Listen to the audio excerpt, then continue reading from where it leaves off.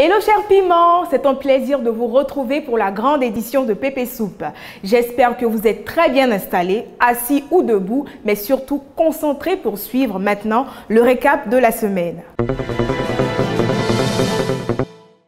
Du sport pour démarrer ce récap. Dans la région du Béquet, précisément au quartier Sokoura, s'est qualifiée l'équipe SMS pour la finale du tournoi de la paix. Toujours dans cette région, les femmes musulmanes ont été instruites lors d'une conférence sur la cuisine dans le foyer. La conférencière Moussa Kanté leur a donné les rudiments nécessaires pour la bonne tenue d'un foyer. Le mercredi 19 août 2020 s'est déroulé au terrain de l'école Bakassa Traoré du quartier Sokoura dans la ville de Boaké le match de la demi-finale du tournoi de la paix. Des femmes musulmanes ont organisé dans les locaux de la radio Al-Bayan de Boaké une conférence sur la cuisine dans le foyer le lundi 24 août 2020. Cette causerie débat avait pour thème la cuisine, l'élément sine qua non dans la vie d'une femme. Qui dit Pépé News dit Pépé News Plus. Et si nous allions découvrir dans la capitale de la paix comment s'occupent les élèves pendant la période des vacances, notre équipe de Pépé News Plus s'est attelée à faire un reportage spécial pour vous sur ce sujet. Voici un petit aperçu.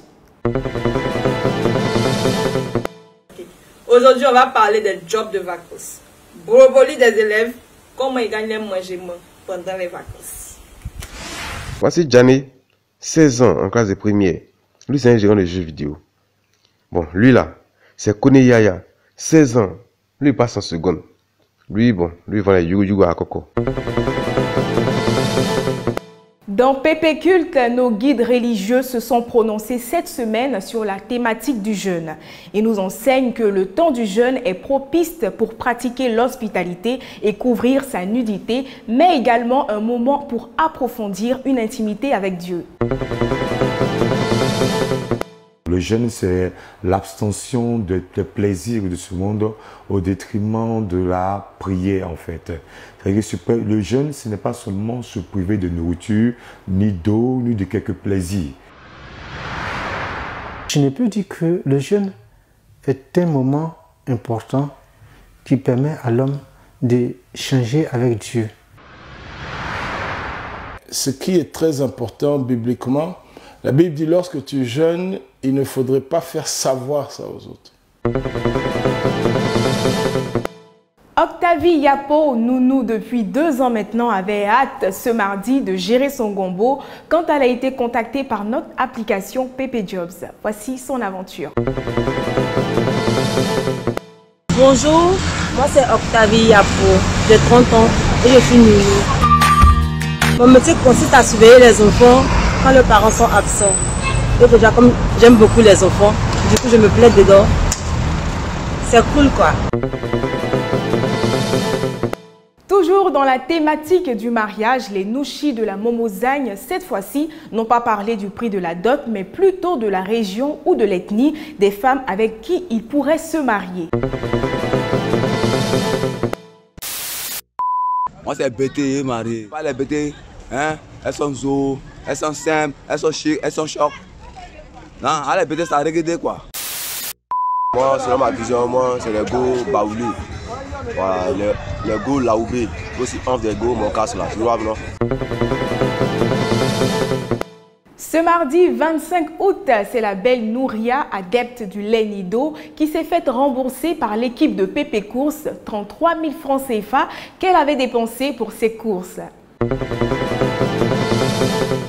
Moi c'est Zen Ryan et vous? Nouria. Nouria, Oui. enchantée. S'il vous plaît, en fait, on aimerait vous poser quelques petites questions concernant votre caddie. D'accord. Qu'est-ce que c'est? C'est Yoplait Nature. Yoplait. Sucré. Les courses vous ont coûté combien? 33 000 je crois. 33 000. Donc en fait, vu qu'on vous a pris votre temps et tout, on vous rembourse. On vous rembourse les en chiffre inférieur. Merci Pépé Courses. Du nouveau chez Pépé Soupe, cette semaine nous avons lancé le premier numéro de Pépé Love. C'est une émission sur les mariages et ses contours. Comme on le dit, la charité bien ordonnée commence par soi-même. Alors c'est le mariage coutumier de notre directeur de publication Raphaël Okeni qui a ouvert le bal.